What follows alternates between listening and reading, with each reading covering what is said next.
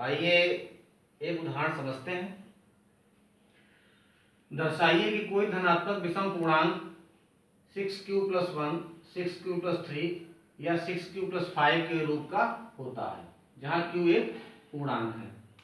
अब इस तरीके के जब प्रश्न मिलते हैं तो इन प्रश्नों को समझने में प्रायः समस्या रहती है।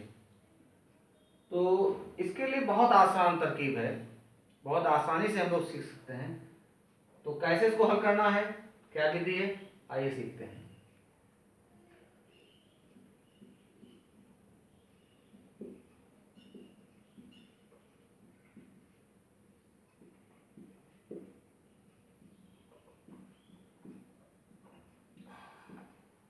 हम लोगों ने पहले वीडियो में यूक्लिड की विभाजन प्रमेयिका पढ़ी।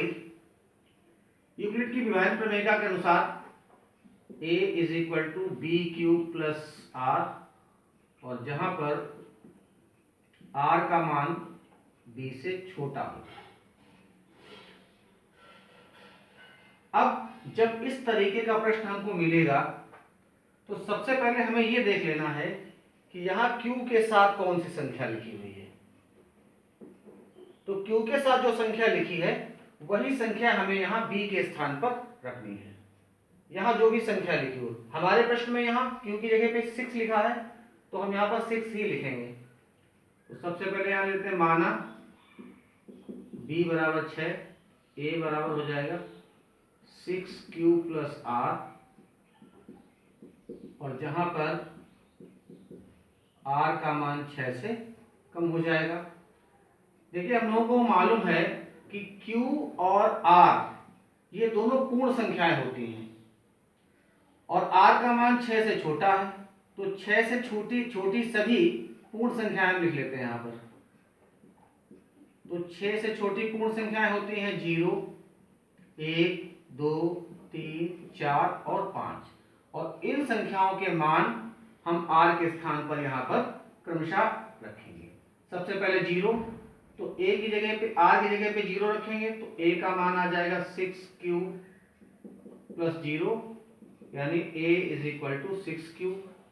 फिर हम रख देंगे 1, तो यहाँ आ जाएगा या a = 6q + 1, या फिर अगला रख देंगे b, a = 6q + 2, या अगला रखेंगे a = 6q, 3 है तो यहाँ पे रख देंगे r की जगह पे 3, या अगला मान है 4, r की जगह पे रखेंगे 6q + 4, या a = 6q, और अंत में था 5 तो 5 रख देंगे।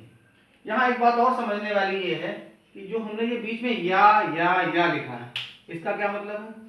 इसका मतलब है कि ये जो r होता है ये होता है शेषफल। तो जब हम भाजन की क्रिया करते हैं, भाग की क्रिया करते हैं, तो उसमें शेषफल इनमें से कोई एक आएगा। जब किसी भी संख्या को हम भाग करेंगे 6 से, तो जो हमारा शेषफल होगा वो 0 होगा, या 1 होगा, या 2 होगा, या 3 होगा, या 4 होगा, या 5 होगा। अलग अलग प्रश्नों में ये मान हमें अलग अलग प्राप्त होंगे, इसीलिए हमने हर जगह या लिखा है। इसका मतलब ये हो सकता है, या ये हो सकता है, या ये हो सकता है, या ये, इस तरीके से हम इनको समझेंगे। अब सबसे पहला मान हमारे पास आया था 6q, तो हम 6q को चेक करते हैं। तो 6q = क्या लिख सकते हैं, 2 × 3 और × q। तो जब हम इसके गुणनखंड करेंगे तो क्या आ जाएगा, 2 × 3 × q। q एक पूर्णांक है, सवाल में ही बताया गया है।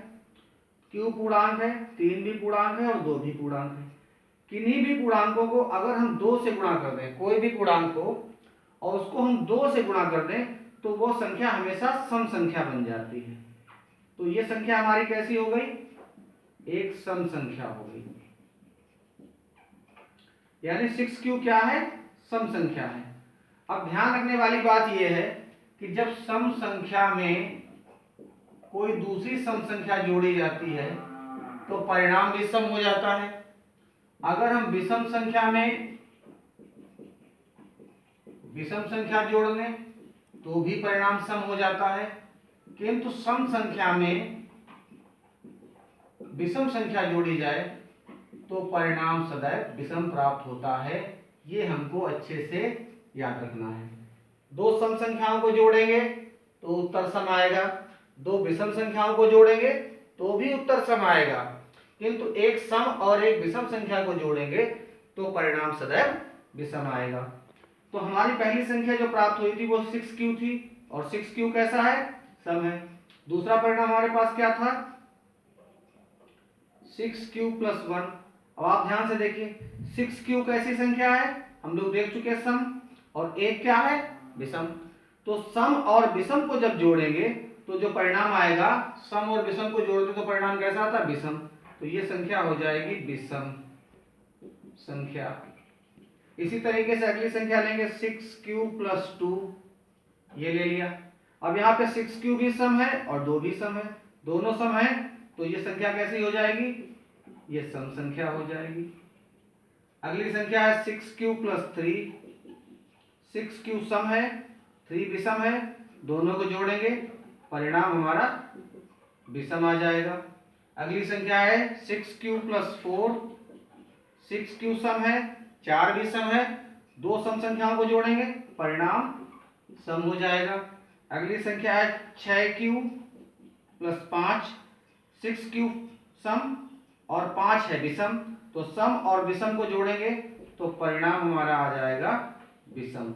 अब हमारे प्रश्न में इन संख्याओं के बारे में कहा गया ये कैसी संख्याएं होंगी? विषम। तो हम इनमें से विषम वाली ढूंढ लेंगे। अगर किसी प्रश्न में सम कहा जाए तो सम वाली आप ढूंढ लेंगे। तो यहां पर विषम संख्या हमारे पास एक आ गई है, ये एक विषम संख्या हमारे पास आ गई है ये, और एक विषम संख्या हमारे पास आ गई है, और इनके बीच में लिखा क्या है? या। हर जगह या लिखा है। तो देखो यहां पर भी प्रश्न में भी या लिखा गया है। तो हमारे जो परिणाम होगा, अतः 6q + 1 या 6q + 3 या 6q + 5 विषम पूर्णांक है।